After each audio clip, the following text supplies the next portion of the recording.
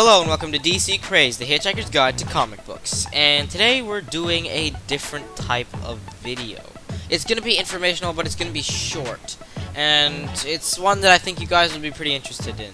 It's about the very first known comic book. I'm going to apologize first off because I am sick, so my voice may not sound as good. And I missed a video last Friday. I was gonna do this video last Friday, but I messed it up, and I was so cringy and terrible that I'm just gonna redo it and post it today. So, without further ado, let's find out what the very first comic book was. So, if you're into comics, and you like reading them, and you like knowing about them, you've probably thought to yourself once or twice, maybe 3 times, like me, you know, what was the first comic? Who invented the first comics? And, you know, where did they start? When were they created? I mean, when did people first begin reading comics? So I did a little research, and I found out a few things about the first comic.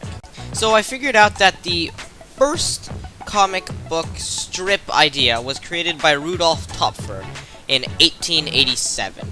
And he came up with the classic comic strip format with boxes going in a horizontal line to portray a story.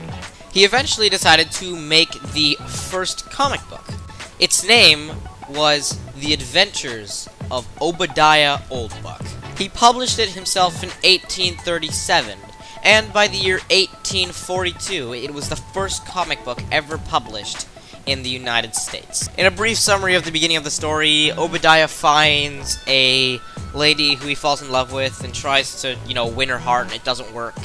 And then he finds out someone else is trying to win her heart, so he beats him in a duel, and then asks the parents if he can marry her. They say yes. He decides to have a party in his house, and then gets arrested for being disruptive.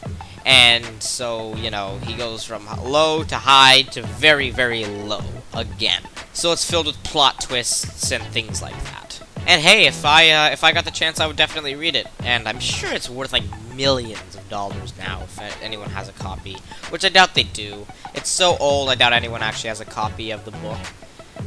Anyway, Rudolf Topfer actually ended up publishing 7 books, which I'm not aware of the names of each, but, just to show that he did not stop there. And he continued to make comic books, and from him, the classic comic book format that we see now originated. Without the adventures of Obadiah Oldbuck, we probably would have never seen modern comics like Batman, Superman, Wonder Woman, all these iconic heroes that have been woven into our society would not exist.